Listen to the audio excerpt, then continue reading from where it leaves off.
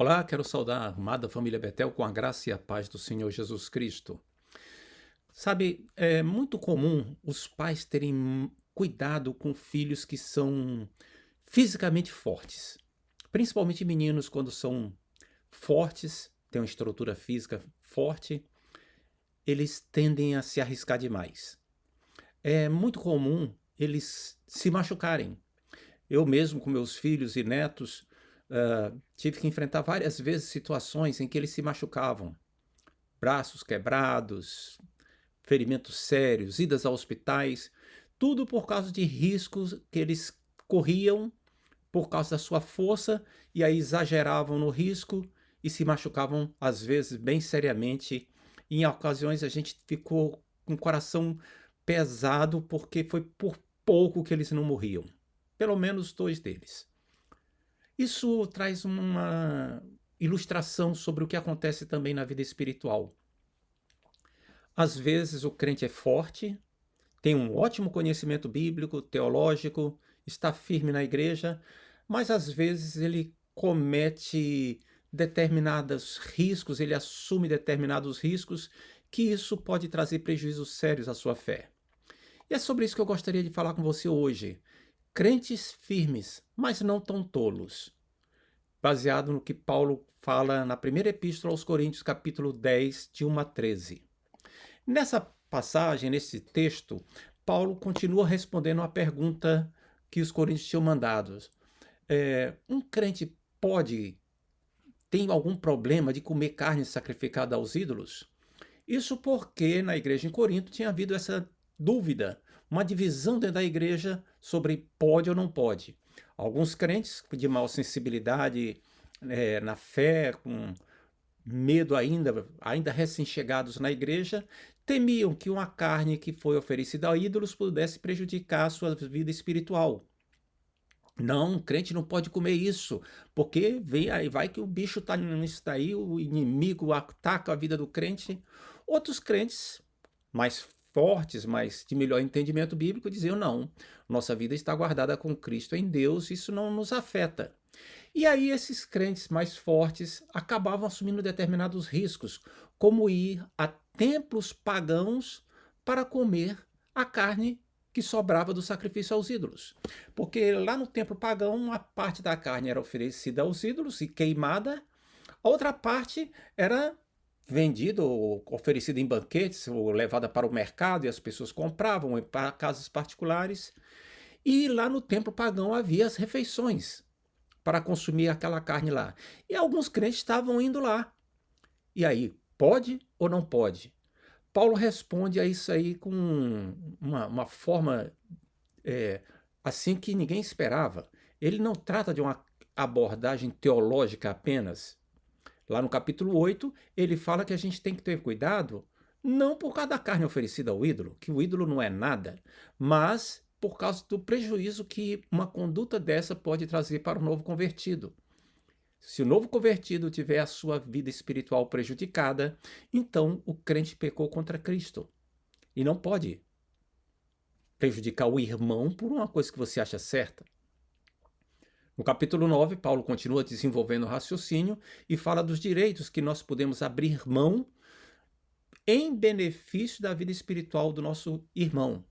E no capítulo 10, ele vai e aprofunda a questão, falando com uma severidade um pouco maior.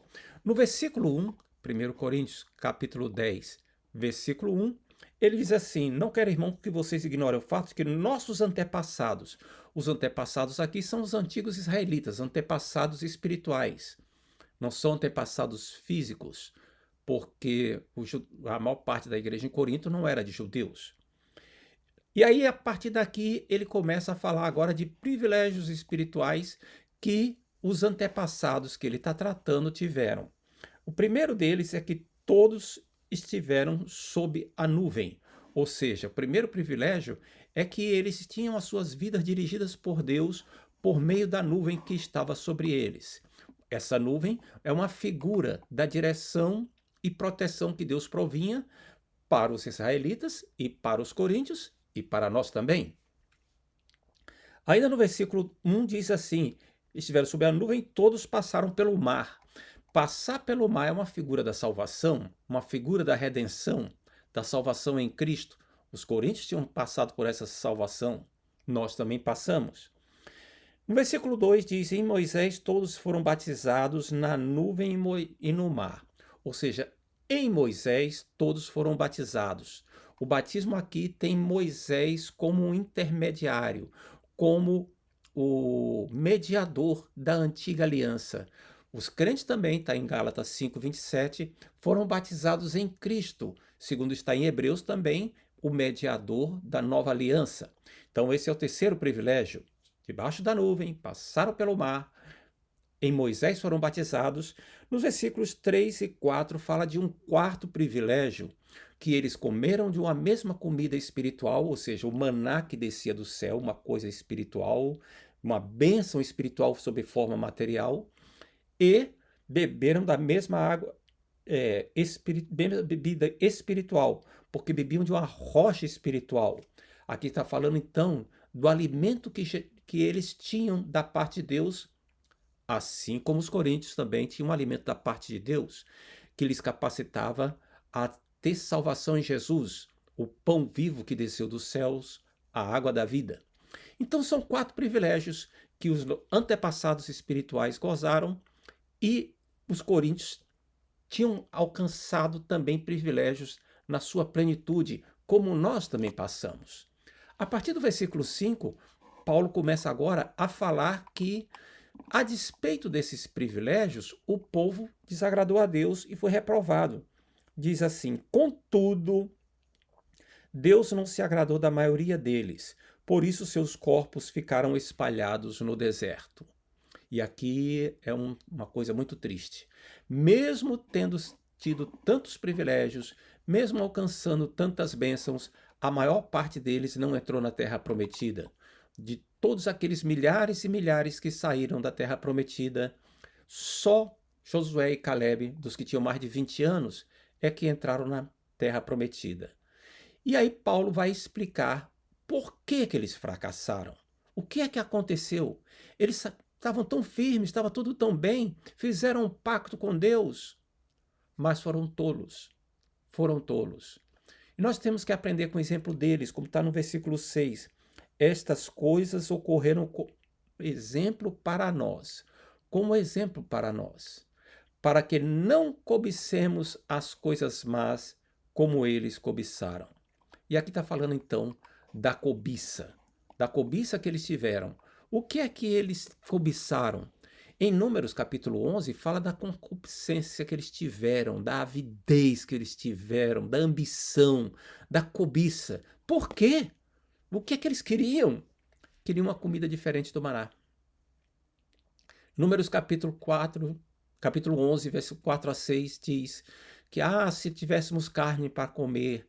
E aí se lembraram dos peixes, da comida do Egito, da melancia, dos pepinos, e ainda diz assim, e agora ainda mais que era de graça, agora não vemos mais nada a não ser esse maná. Eram reclamando e querendo as coisas da sua vida passada, como talvez alguns crentes em Corinto estavam cobiçando a carne que era servida nos tempos pagãos. Na igreja não é servida carne, lá nos tempos pagãos é. É difícil comprar carne, é um produto raro, mas lá no templo pagão tem. E estavam cobiçando aquilo lá. Essa cobiça é uma má conselheira. Essa cobiça pode trazer perigos, riscos. É uma tolice muito grande. E aí tem lições que a gente tem que aprender com isso. Porque nós somos estimulados o tempo todo a ser cobiçosos. O tempo inteiro, nas propagandas, principalmente, nós recebemos estímulo para cobiçar alguma coisa, um padrão de vida, dinheiro, alcançar um carro novo ou alguma coisa, beleza física, o tempo todo pensando em cobiçar. Lá no deserto, a Bíblia diz literalmente que eles tornaram a chorar, ou seja, a reclamação deles assumiu um aspecto emocional, feito criança mal criada, que tem o que precisa, mas fica querendo outra coisa e chorando, esperneando por aquilo ali, e é difícil controlar. A cobiça nos afeta em vários sentidos. Cobiça sexual pelo sexo oposto, às vezes por pessoa do mesmo sexo, às vezes a ponto de prejudicar a família e o casamento de outras pessoas. A cobiça por dinheiro, que acaba despertando o amor ao dinheiro e incentivando a ganância, a fraude. A cobiça por poder, por autoridade sobre outras pessoas, até mesmo a cobiça por liderança espiritual, por ministérios, tentando prejudicar a vida, tomar uma parte da igreja, tomar um departamento da igreja, cobiça. E as pessoas dizem assim, mas a gente tem que repreender o cão, tem que repreender o diabo por causa dessas questões. O problema não é o cão, não é o diabo. A Bíblia fala que a cobiça está dentro de cada um de nós. Lá na Epístola de Tiago diz que cada um que é tentado pelo seu próprio mau desejo, pela sua própria cobiça, que ela está em nós. E aí a cobiça arrasta, seduz e, tendo sido concebida, ela dá luz ao pecado. E o pecado gera a morte. Cuidado com o que você cobiça. Cuidado, porque a cobiça leva ao pecado e o pecado à morte. No versículo 7, fala de um outro pecado. Não sejam idólatras como algum deles foi. E aqui está falando da idolatria. Quando o povo, vendo que Moisés não descia do Monte Sinai quando eles esperavam, começou a buscar outros deuses. Sabe, o que é que acontece aqui? Acontece que eles ficaram decepcionados. Moisés já devia ter voltado. Como é que ele está demorando tanto? E aí falaram com Arão. Arão, constrói um bezerro de ouro para nós, constrói um Deus para nós. Igual como tinham no Egito. E se entregaram à idolatria. Ou seja, voltando ao que havia no Egito. E aqui é interessante a gente perceber que os templos pagãos eram um lugar de idolatria. Quando o crente ia comer a carne que ele tinha cobiçado, ele estava no ambiente da idolatria, comendo com as pessoas que tinham ido para adorar os ídolos diretamente. O crente não tinha ido para lá, mas as pessoas tinham. E ele estava na mesma mesa, comendo da mesma carne, embora não com a mesma finalidade, mas estava tendo comunhão com eles. No versículo 7 continua ainda uma frase que é muito chocante.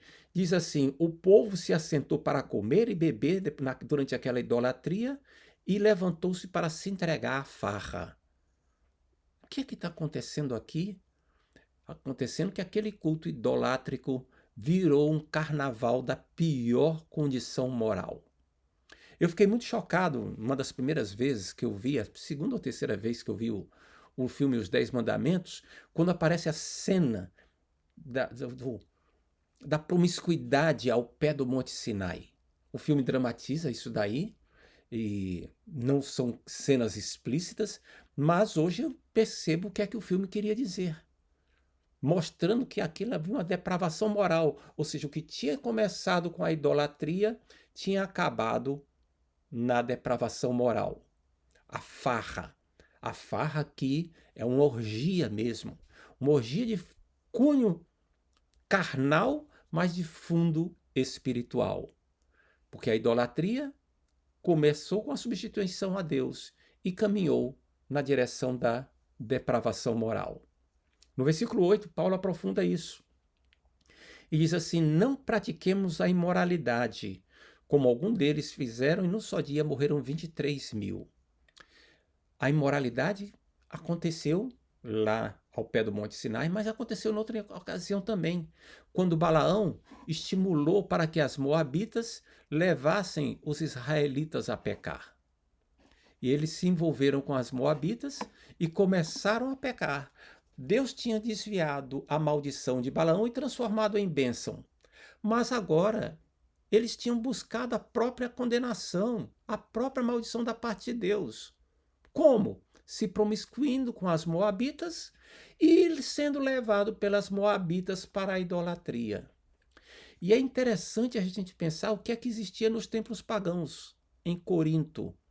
Lá existia também a prostituição cultual, em que mulheres eram usadas, eram colocadas nos templos para que as pessoas, os adoradores, tivessem relacionamento sexual com elas e assim estivessem coabitando com os deuses que eles estavam buscando.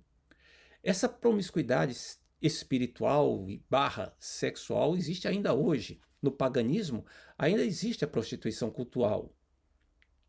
É muito triste saber disso, mas é um fato documentado, de vez em quando aparece na televisão. Às vezes ele é romanceado, mas é prostituição. E Paulo diz assim: não pratiquemos a imoralidade. O que aconteceu é que os crentes estavam agora correndo o risco de acontecer a mesma coisa que aconteceu na época de Balaão. Deus mandou a praga lá e foi morrendo gente, até que o Eleazar foi lá, o sacerdote Eleazar, e fez justiça de Deus, e aí a praga acabou.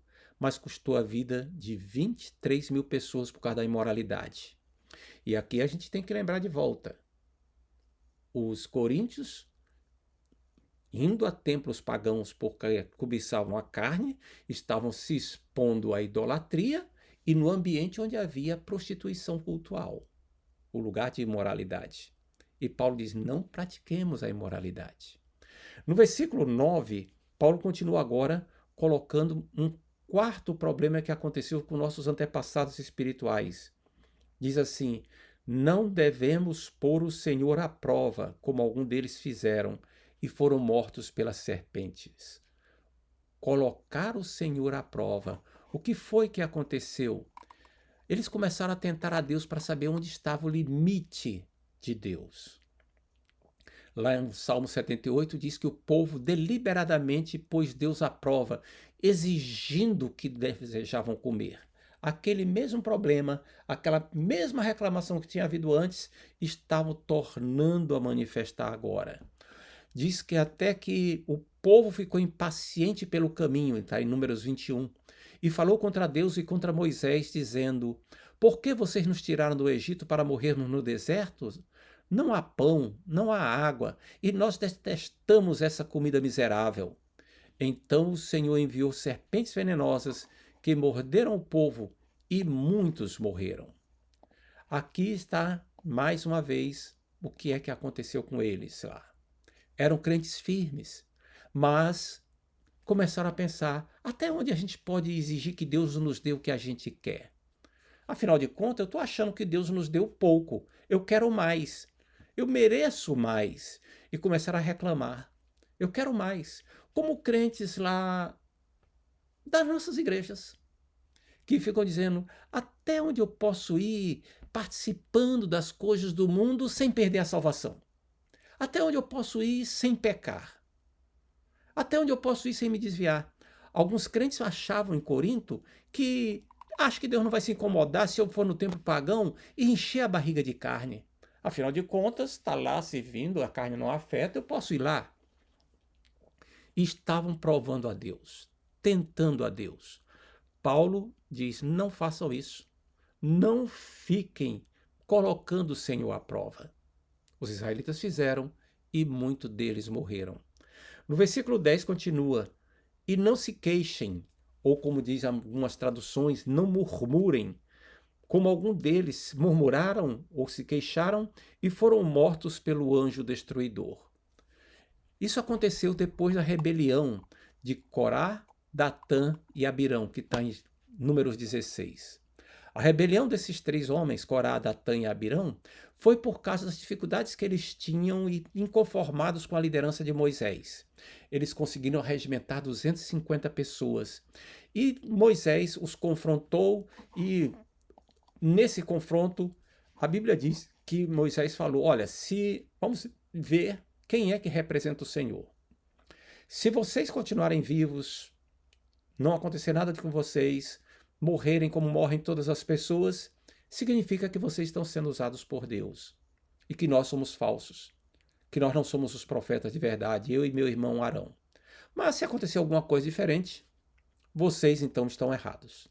E a Bíblia diz que a terra se abriu e 250 daquelas pessoas lá, aqueles que estavam com Corá, Datã e Abirão, caíram. terra adentro e foram engolidos vivos pela terra. Aquilo foi um horror, causou perplexidade, as pessoas saíram correndo, apavoradas. E quando foi no dia seguinte, ao invés de pensar na lição que esse episódio tinha trazido, eles começaram agora a se queixar contra Moisés, a murmurar contra Moisés, a dizer que Moisés e Arão eram os culpados pela morte de tanta gente. Eles não perceberam, não se lembraram que aquelas pessoas estavam desafiando Deus. Moisés era só o intermediário. Não, eles estavam reclamando, eles queriam agora continuar murmurando. E aí, por causa dessa murmuração, Deus começou a matar gente, veio uma praga e morreram 14.700 pessoas. Então note que por causa da rebelião morreram 250, mas por causa da murmuração morreram quase 15.000 pessoas. É um pecado pior? Qual é o problema da murmuração? O problema é que a murmuração, ela significa que eu estou inconformado com o que Deus me dá. Eu não acho suficiente com o que Deus me dá. Essa murmuração é expressar a sua reclamação, a sua queixa, o seu inconformismo de uma maneira negativa. Eu não estou conformado, eu não quero isso, eu acho pouco, e começar a reclamar de uma forma negativa. Mas existe uma maneira positiva de você apresentar reclamações a Deus? Sim, existe. O livro de Salmos está cheio de queixas, cheio de reclamações a Deus. Mas são reclamações que pedem a misericórdia de Deus, pedem que Deus revele a sua graça, traga alento, traga socorro, e não apenas queixa para se queixar, queixa de revolta. Isso é que é a diferença entre uma coisa e outra. E Paulo diz: não se queixem, não murmurem, não se entreguem a esse tipo de sentimento. E aí, Paulo, depois de falar desses 5 pecados, ou seja, não cobiçar, não ser idólatra, não praticar imoralidade, não pôr à prova e não se queixar, Paulo agora vai fazer a aplicação dessas coisas, dessas lições. E ele diz assim no versículo 11: essas coisas aconteceram a eles como exemplo e foram escritas como advertência para nós, sobre quem tem chegado os fins dos tempos. Ou seja, o fim dos séculos. O fim dos tempos chegou. O fim dos séculos chegou. Não existe mais nada a se cumprir na história da humanidade como um todo, a não ser a vinda de Cristo e então dá início às últimas coisas. Já chegaram os finais dos tempos, desde a época de Paulo, desde a época em que Jesus ressuscitou. E aí Paulo diz o seguinte: aquelas coisas que aconteceram no passado, igreja em Corinto, foram escritas para exemplos nossos, para ensinamentos nossos. Paulo já tinha falado isso em Romanos, que tudo que antes foi escrito para nosso ensino foi escrito para que através do ensino nós tenhamos esperança. Aqui ele fala a mesma coisa. Tudo foi escrito para exemplo nosso. E temos que aprender com isso. E aí o que é que nós temos que aprender? Qual é a lição que Paulo quer que nós aprendamos? É uma lição dupla. Uma lição dupla, que tem um aspecto no versículo 12 e outro aspecto no versículo 13. No versículo 12 diz assim: assim, aquele que julga estar firme, cuide-se que não caia. Em algumas traduções, aquele que pensa estar de pé, cuide-se para que não caia. Ou seja, crentes tão firmes, mas não tão tolos. Não seja tolo espiritualmente falando. O que ele fala aqui é que os crentes que estavam se achando fortes, que achavam estar de pé, não temiam riscos a ir a templos pagãos, estavam cometendo uma tolice, espiritual grande, correndo um risco grande, igual crianças afoitas que se machucam. Eles pensavam: eu só vou lá comer carne, mas eu não vou adorar os ídolos, não vou participar do sexo com as prostitutas cultuais, vai estar tudo bem. Paulo diz: olha, cuidado, cuidem-se, porque todos podemos cair. Ninguém é forte, firme o suficiente para não estar correndo o risco de uma queda. Portanto, é o que ele fala aqui no versículo 12: cuide-se, tenha cuidado. Você está se expondo. Algumas pessoas, às vezes, por exemplo, abusam da autoridade sobre outras pessoas. Abusam da autoridade que lhes foi dada, como quem diz assim: não, mas vai ser só porque eu quero que a pessoa faça o que é certo. Aquilo que você considera certo, aí você abusa da autoridade. Às vezes a pessoa tem essa prática e acaba tripudiando e maltratando emocionalmente outros. Isso é pecado, cuide-se. Às vezes a pessoa se arrisca, como diz assim: não, eu vou lá participar dessa conversa com aquele grupinho, mas não vou rir das piadas deles. Eu vou lá participar desse grupo, mas não vou consumir drogas. Eu não vou entrar na dele, só quero estar na companhia porque eu não quero ficar sozinho. Cuidado, cuide-se. Ou então vou manter uma conversa com essa outra pessoa aqui pelo telefone celular, só não quero que o meu cônjuge saiba para não ficar com ciúme. E você acaba se envolvendo com uma pessoa, não vou me envolver. Está se arriscando. Cuidado. É preciso cuidado. Aquele que está de pé, cuide para que não caia. E no versículo 13, Paulo aponta um outro aspecto e diz assim: não sobreveio a vocês tentação que não fosse comum aos homens. Ou seja, nenhum de nós é tentado de uma maneira especial. Ah, irmão, pastor Daniel, o senhor tem que ver que as tentações que vêm sobre mim são muito fortes. As tentações são comuns a todos os homens. São as mesmas tentações. Desde dizer uma mentirinha até sonegar imposto de renda. Desde praticar um ato ilícito do ponto de vista sexual até falar mal da vida alheia. São as mesmas tentações, vêm sobre todos. E Paulo continua dizendo: e Deus é fiel, ele não permitirá que vocês sejam tentados além do que podem suportar. Ou seja, Deus controla a tentação que vem até você. Deus controla para que a tentação que vem até você não passe de um determinado limite. Mas a tentação a que você se expõe sem ter vida a você não é controle de Deus. É controle seu. Quando a tentação vem, Deus diz que ele controla para podermos suportar. Mas quando forem tentados, ele mesmo providenciará um escape para que o possam suportar.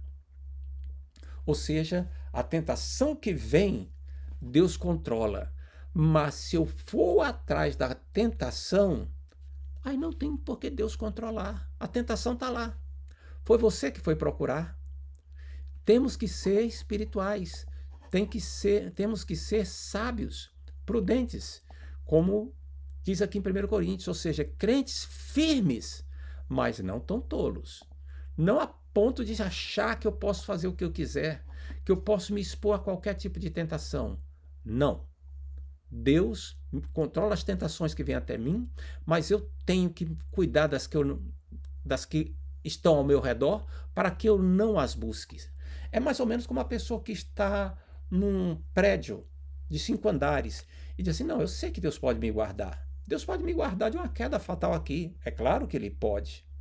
E aí Deus vai e abençoa para que você saia da beirada do parapeito. Mas se você se jogar de lá, não, Deus vai me proteger.